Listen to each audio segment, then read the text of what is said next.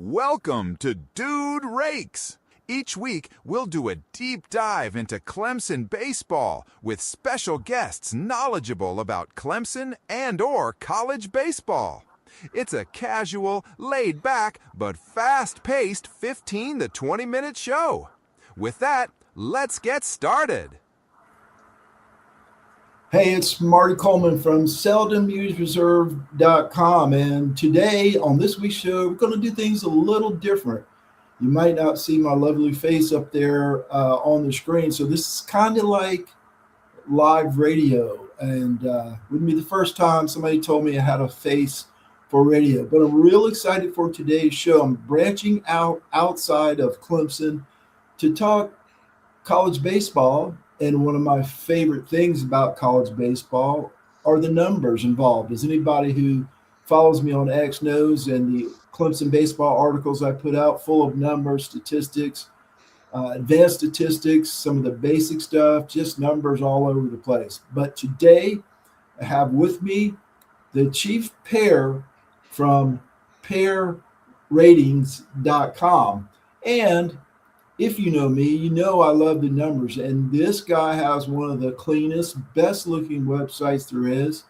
It rates college football, softball, and our point here today is to talk about college baseball and the ratings over at PEARratings.com. With me today is Mr. PEAR, the chief PEAR, and from what I read, the only PEAR who runs the entire site. Is that correct, Mr. PEAR? That is correct. It's a one-man show, so everything flows through just me. Keeps me pretty busy trying to do all the college baseball and college softball stuff during the season. I can only imagine, as someone who tried to do something, as I was telling you pre-show, not sophisticated at all, but tried to do this for college football in the 136 teams or whatever there was, trying to manage 200 or 300 teams, and I would assume softball has the same number. About. Yeah, I couldn't even imagine, man. I don't know how you have time to do anything else. But this, as I said, the site is clean and beautiful. Check it out, PEARratings.com. We were talking pre-show, PEAR, that you were in Arlington. Were you in the press box in Arlington? I was way up there. And then you get a bird's eye view of absolutely everything. Sitting up there with College Baseball Central. Yeah, we call that Clemson fans, or me in particular. And good evening, Kevron. Kevron Harris checks in. We call that the Jason Priester Club. I was sitting in center field, as I told you last year also, and he was sitting in the press box. He writes for the Clemson Insider, and he was so far up there. I think I was actually closer, 400 feet away than he was. Could very well have been in the press box. So, but you're an Arkansas fan. We were talking pre-show again. You're an Arkansas fan, and they were all over the place in Arlington, and it was great. I'm going to tell you, I don't think I saw an Arkansas fan over 21 without a beer in their hand. But there were also zero incidents that I came, whether it's a hotel or the field or the surrounding area, not one time. They're all nice. They're all well behaved. They're all having fun. It was a great time. It was, for me, it was a better time than last year when Clemson was there, believe it or not. So I loved it. It was enjoyable. Arkansas fans were great. And 23,000 fans at a college baseball game is just incredible. Yeah, I mean, it was awesome that Saturday night, even though Arkansas lost to TCU. But, I mean, just watching that crowd filter in throughout the day, and then we're there and loud. I mean, you had a decent mix of TCU fans that made the short trip. And, yeah, that atmosphere was absolutely wonderful. Yeah, it was really great for college baseball. Before we dig into your website, let's talk about your background and how you got into this, rating college baseball, softball, and football teams, and how the website began. I did do a little research, read in the background. It started as a Twitter account, Hmm. But tell us the story of PEARratings.com in your own words. Yeah. So it was in the 2024 football season. I decided that I could do something very similar. I had the knowledge of how to code and make the statistics something very similar to like what Kelly Ford makes and posts, if you know that college Yes. football world. Yep. And so that's where I started, was posting there pretty consistently.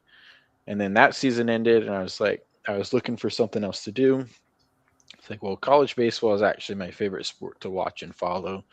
I don't think anyone's really doing a college baseball ratings the same way. So I bet I could um, take a lot of what I've learned from college football and apply it to college baseball.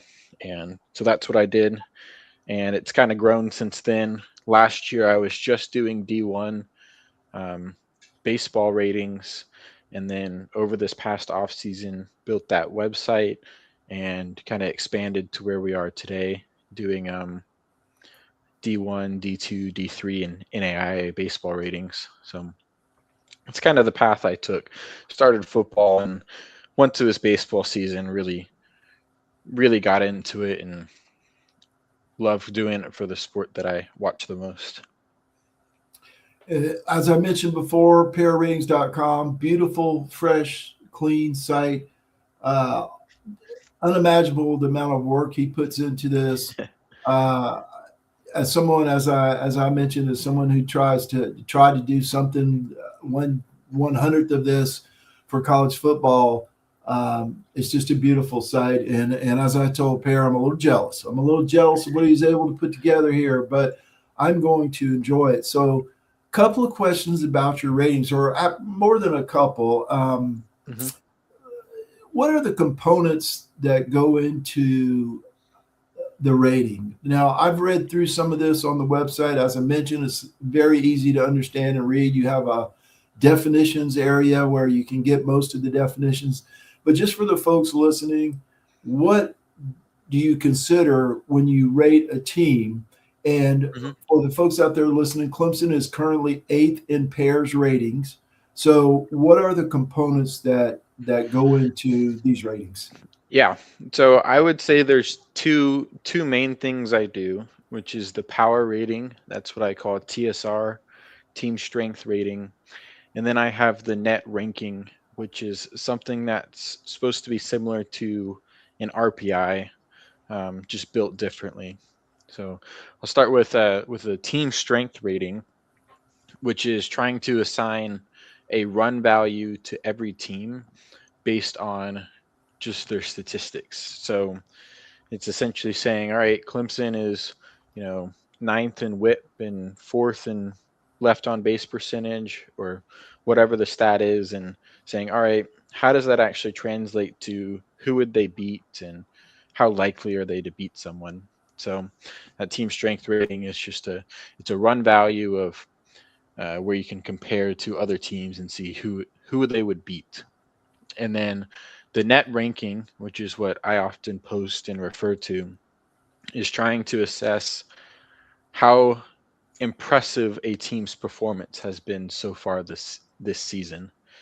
So it takes into account things like strength of schedule, that team strength rating I just went through, and a resume quality, trying to, rank how impressive a win is, how bad is a loss. Uh, there's a difference between a good loss and a bad loss, and not all wins are created equal. And so that net ranking is trying to do that. So two main things I would point to and tell people about is that team strength rating and the net. So you do not drill down into like pitching matchups or I do not. injuries or those type of things. I do not. This is all at the team level, just because that's what I found and had access to stat wise and could pretty easily get uh, into my process. So yep, everything is aggregated at the team level. Um, Whenever I put out a projection or a season simulation or anything of that nature, it's just just the team. It doesn't take into consideration an injury or a specific pitcher matchup or player matchup. Well, that's as I asked that, I thought, well, how dumb, because the pitching matchups for Clemson and LaSalle came out today. I think it was a 4 game series, so eight Yep. starting pitchers. I think we had 8 TBAs or TBDs. Yeah, So it'd great be information. incredibly frustrating on your end. I thought, Yep. what are we talking about, man? A lot of times you don't find out till 20 minutes before the game starts who's, Yeah.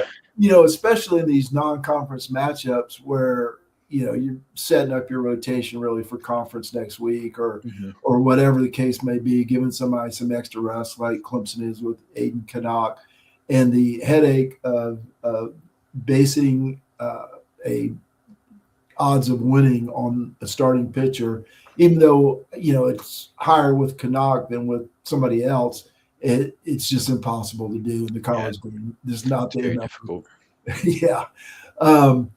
You mentioned I mentioned Clemson was number 8 in your rankings. Is there something that I think that's higher than they're generally ranked? I think they're ranked like 11th in the poll. I saw the highest is 11th.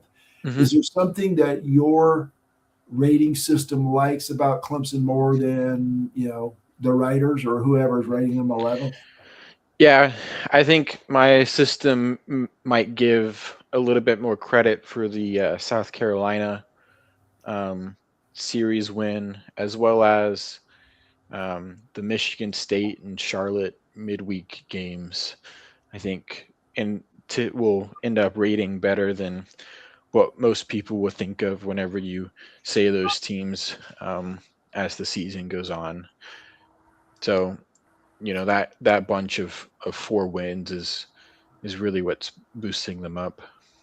Another question I think that came to mind as you were speaking there, uh, does everybody start equal in your ratings preseason, or is there some order you are starting out with based on, I don't know, returning players or recruiting classes and Mhm. transfers, or how do you Yeah. rate at the beginning? So I start with my team strength rating.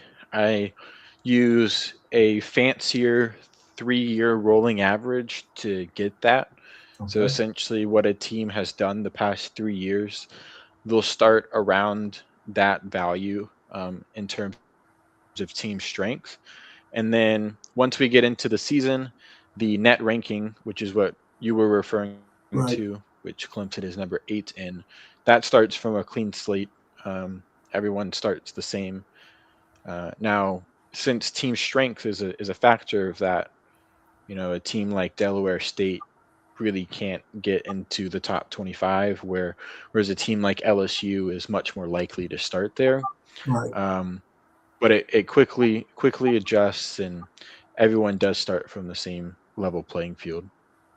Okay. Yeah, that's a we'll have a regular guest, Casey Cregan, who's on the Message Board Geniuses podcast. That's his bane of his existence is in football rankings that Yep. everybody, the SEC going to start with 14 teams in the top 25 or whatever. I'm exaggerating, but Hmm. you get the point. And thinks it's bias from there on out because somebody lower than that is beating the number 14 team who really hasn't beat anybody. The argument I've heard is that using past results helps predict this year's games. Absolutely. And while that's true mathematically, I guess you're confirming that. To me, you want to rate teams on what they're doing this year. Does that make sense? And what you're Yep. doing is you're rating teams on what they did the last couple of years. However, Yeah. I know it's weighted, but I mean, however much. So it's a difficult concept for the average Joe, which is me, to understand. Yeah. So, I mean, to give context in college baseball, in my team strength, um, teams that started in the top 10 in that team strength rating have, or let me back up. The past 25 champions, I think it's something like 19 or 20 of them have started top 10 in the team strength rating in the preseason. Okay. So it's a very heavy correlation Yeah. between your preseason rating and also what you end up doing throughout the season. Obviously, there's going to be um, cases where that doesn't match up. You think 2016 Coastal, even last year's Coastal, teams that will start well outside it and still do well. But it is preseason ratings are generally a very good predictor of future success. However, you do need to get this year's data in there as soon as possible, because each season is its own season. People can have trends for as long as they like, but trends are eventually broken. So I try and be pretty aggressive in how fast I phase out preseason ratings. Okay. Um, I believe I'm at about 80% this season data and 20% preseason data right now. All right. And we're about 20% way through the regular season. So I guess it does make sense to me. But, on the one hand, it sounds like I said, and I'm not talking about pair ratings in particular, Hmm. just kind of in general, the industry in general. You're basing who's going to make, for football, for example, you're basing who's going to make the playoff based on what they, at least partially on what they did last year. Yeah. And it's not logical to the average Joe, even though a lot of statistics aren't uh, or don't come across as just common sense. Like Hmm. when I can post something about WRC plus or WOBA, and people look at me like I'm nuts. Yeah. Um, Cross-eyed. yeah, and I'm like, well, that's how you score runs, right? You don't, Yep. And last night with Clemson and Michigan State is a great example. They had what did they have? Michigan State had like a single, a single, a double, and a single, and they only scored one run in the inning. Hmm. And Clemson, the first batter of the next inning for Clemson comes up, hits a home run, and it's a tie game, right? Yep. It's like, there you are. There's your WOBA right there. Yep. That's There what is he's your doing. WOBA. And that's how I try to explain in very simple terms. Is like, yeah, it's going to take three singles to score a run and one home run, to score a run. And people tend to understand that more. I Yep. don't know. I don't know how much you've had a chance to actually watch baseball this year with the way this website looks. Probably not a Yeah. lot. But have you seen any of Clemson? Most of the people watching this are Clemson fans Yep. or somehow related to Clemson, so they're going to want to know about Clemson. Have you seen any of Clemson? And if so, what have you seen? What do you think they do well, and where do you think they fall short? Yeah. So I've watched the South Carolina series. I would assume for most non-Clemson fans, that's where you first watch them. And I mean, the pitching staff looks to be legit. And you look at some of the underlying numbers and where they rank nationally with their pitching, and there's a lot to like there. I think in Sierra they're like 11th in my some of my kill shot numbers. They're like top 10 across the board. You look at some of the more traditional things like ERA and WHIP and Ks to walks, and they're all top 25 there.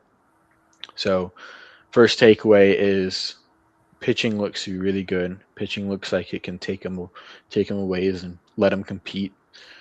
And then you get to the offense, and some of the numbers are a little bit concerning in terms of trying to compete at a high level in the ACC.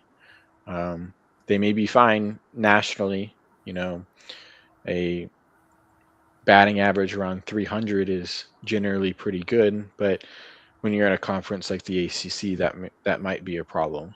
Um, so kind of two sides to the coin. I love that pitching staff, love what I've seen out of them, and then the offense leaves a little bit to be desired. I couldn't agree more. Preseason, Coach Backus promised us that he had 17 or 18 arms that could contribute. Now, Clemson fans have heard that before, and we've heard it for several years. And I was the one to win a record. I'm not believing it till I see it, and I want to see it for the whole year. Obviously, the whole year's not up. We played 12 games, but we've seen 7. And Jacob McGovern's out for the season, so he was one of those 18. But we've seen 17 pitchers, and I think, or 17 pitchers, and I believe 16 of them have whips at 1.09 or lower. It's been unreal. It's just been really unreal. And the good news is that some of the younger guys who they're going to have to rely on, during the week, during the weekday games and this 4-game weekend series with LaSalle, some of the younger guys have looked really good. It's been a long time since we've seen somebody during the week who can throw strikes like these guys. 66.9% strikes as a staff. It's pretty good. Unbelievable. Of course, we know what Michael Sharman did last weekend. It was just incredible. I wanted to pull up some of the numbers here real quick. Wasn't it like 78 inches and 11? Yeah, he was 78% himself. But, there was somebody else that followed him that was 77%, or maybe went before him. Anyway, there's another pitcher that went 70-something percent also. I still want to see it again. We're going to talk Georgia Tech here in just a minute. But I want to see it against Georgia Tech and South Carolina. They're a good team. They have good players. They're gonna be all right. I don't think they're at the top of the SEC or anything, but they're better than anything else Clemson has played today. And South Carolina had 4 hits in each game. Looks weird because he scored 7 runs Friday, but Clemson threw the ball around the field. So they had 4 hits on Friday, 4 hits on Saturday, and 4 hits on Sunday. You hold that team to 12 hits over a 3-game series, you're doing pretty well. And if you have somebody like Drew Titsworth that can piggyback, Talon Bell, it's just an advantage that most teams don't have. As I said, I still want to see it for the season and not 12 games. I want to see it against ACC play and some of the other non-conference. It gets harder. They're playing Coastal twice this season. And I know Coastal's lost some pitchers, but still they can hit the ball. So we'll see as the season goes on, but you're absolutely right. On the offensive side, I agree with you 100%. There's really 3 guys carrying this team offensively. It's Savoy, McClatty, and Luke Gaffney's having a good year. Jake Gerald's around 104 in the WRC plus, and he's hit or miss, and he hit last night, and it went a long way. But, he's just slightly above average on the WRC plus. It's been Savoy, McClatty, and Gaffney. They really haven't had much at all from Dowley. Ty Dowley, he hit a home run Sunday against South Carolina, but other than that, he's been, he's contributed a little bit, but he's still sitting around a 50 WRC plus. The disappointment for me is Jaron Purify in that leadoff spot. He's got a 70 WRC plus. And I don't know how much I expected offensively out of Lichtenberg at shortstop. He's a defensive first guy, but I was not expecting a 41 WRC plus. Of course, he had a big game, a big hit against South Carolina too, a 2 RBI single on Sunday. But the big surprise, I shouldn't be a surprise, the guy that nobody talks about is McClatty. And I posted on Twitter last night that all that guy does is play wherever you need him to play and hit whatever you throw to him. I mean, center field, got you. You need me to play right? Okay. First base? Sure. Third? Yep, I can do that. Got to fill in at second? I can do that. And he's sitting there with the 136 WRC plus, just raking the ball. He's had some struggles at third base defensively, but you can live with that for a guy that hits like he does. And all that to say, I certainly agree with you um, that the pitching has been fantastic and that the hitting's left something to be desired. Let's get off of Clemson for a minute or two and talk about the national picture. I looked at your overall ratings. They have Southern Miss number one, UCLA two, Texas, Southern Cal, Florida, Texas, San Antonio, UC Santa Barbara, Clemson coming in at 8, as we said, Texas A&M at 9, and Florida State at 10. What is up with Southern Miss? It's a team I haven't seen. Are they really that good? Is it an anomaly that they're at the top of your rankings this early? I mean, they are really that good so far this year. I know they had the midweek loss yesterday to Nichols, but if we're talking weekends and who's they've beaten, I don't know if there's really a better resume up until this point. I mean, they beat UC Santa Barbara in a weekend series, and Santa Barbara is really the leader in the Big West there. They could even make a bid for a regional if Santa Barbara keeps going. They beat Oregon State. They beat Alabama, beat Baylor down on Round Rock. They picked up a big midweek win against Mississippi State as well. I mean, their resume right now is the best in the country, and I think they're also number one in the RPI very early on. I mean, they've just been on fire so far to start the year, and really pitching is kind of what's carrying them so far. So they have I would assume once they get into conference play, their strength of schedule will take Yep. a hit. Yeah. Okay. So that helps me understand why they're where they are now and what may happen Yeah. in the future. Yeah, Southern Miss may be a team that even if they keep winning, they're probably going to slide down the rankings a little bit just because the quality of win and the strength of schedule isn't there that you may see in a Big 12 or ACC or SEC schedule. Okay.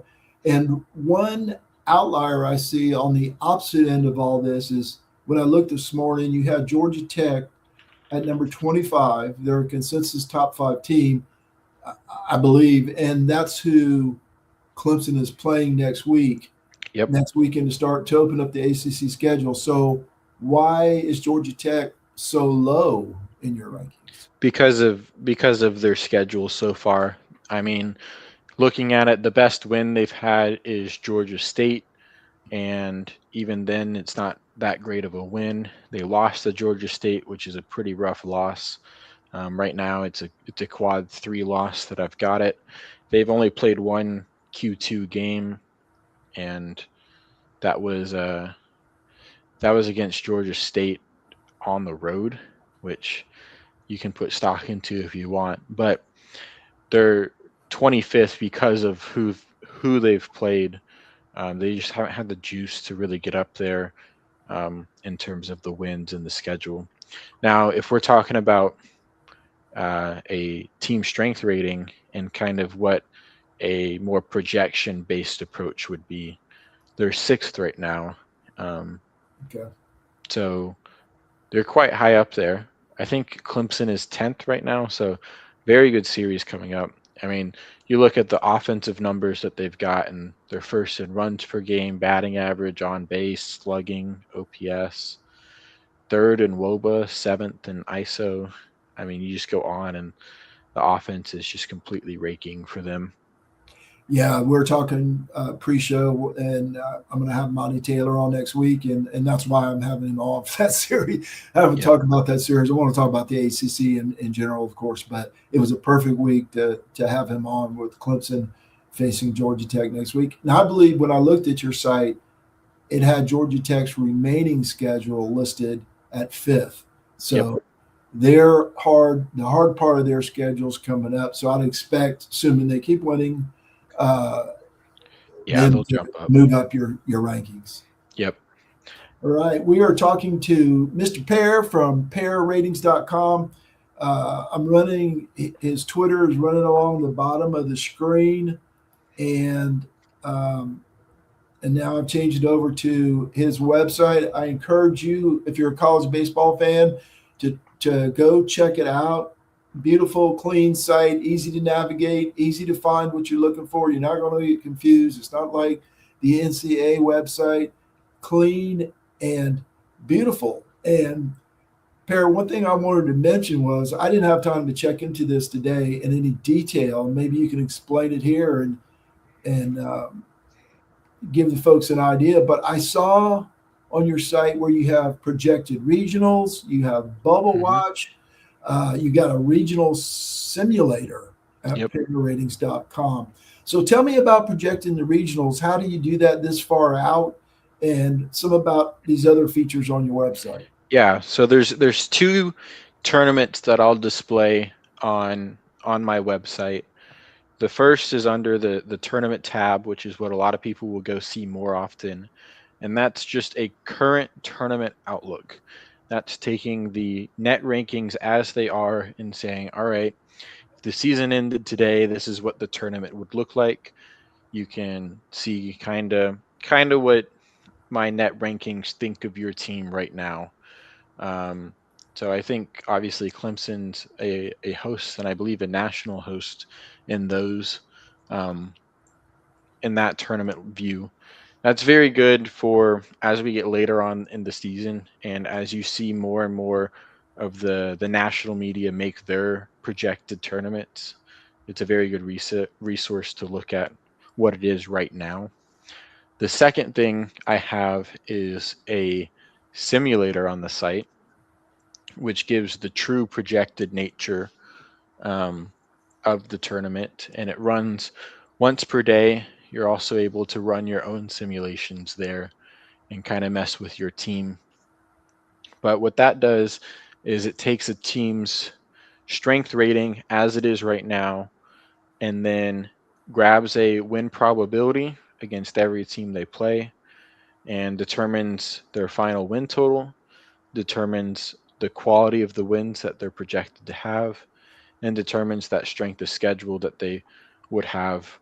It takes all of that into account and spits out the projected net rankings and a projected tournament that you can look at. Very interesting. As a college baseball geek myself, I will definitely be checking into that further. And I noticed you had Clemson as a host early. Yep, they're number 8 in net, so that would be the last national seed getting a super regional at home if they win their regional.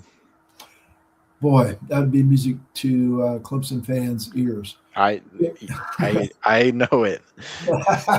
Oh man, there were years when we were just assuming we'd be in a super and probably going to Omaha, but it's been a while. It's been a hot minute since that has happened for Clemson fans, and even I don't know if you how much you follow, but even Coach Baggage has stopped listing that as a goal. It still is a goal, obviously, but Yeah, they're going to stop talking about it. They're going to be about it, but we're going to believe it when when we you see see it. it.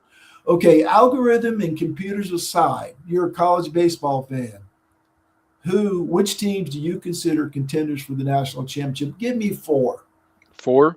Yeah, Okay, let's go UCLA to start. I think that's just such a safe pick right now. You think about how much they returned from their team last year, and you're getting another year of it. I mean, it's just hard to really reason your way out of that and pick against it. Second team I would pick is Texas. They've just been absolutely on fire to start the year.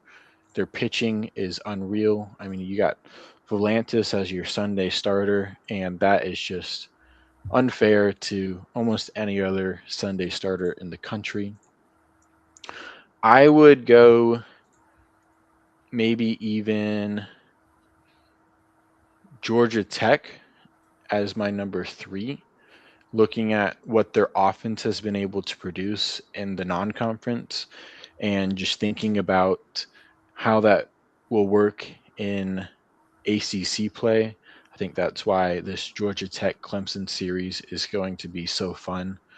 Georgia Tech's first real test of that offense against a really good pitching staff of Clemson. And then I will go LSU and Jay Johnson. I think they may have a season very similar to what Florida had a couple years ago, where they roll through the SEC and lose almost every midweek game, and they may end up with a record of like 35-25, but 17 wins in the SEC. Right. So I think those would be the four I would go to as I feel pretty safe Omaha national championship picks right now. Okay, we got UCLA, Texas, Georgia Tech, and LSU. Correct. All right, we're going to hold you to that at least until the next time we talk. You're allowed to change. You're definitely allowed to change. PEARratings.com. Can't recommend it enough. Great site for college baseball. There's been a lot of talk this year about college baseball not getting the love of some of the other sports. Well, this is a guy that's trying to change that and enhance the profile of college baseball. And when you see a site like this, it needs all the publicity it can get. And I want to thank you, PEAR, for joining me. And I hope you'll come back on again, maybe like closer to the end of the year. We can talk about how the tournament looks and what's going on and which teams, you can change your teams then. I'm going to hold you until we talk again and you changing them. Thanks to our guest, PEAR from PEARratings.com. Check it out. I think you'll enjoy it. PEARratings.com. Thanks, Mr. PEAR, and hopefully we'll talk to you soon. Yep. Thank you.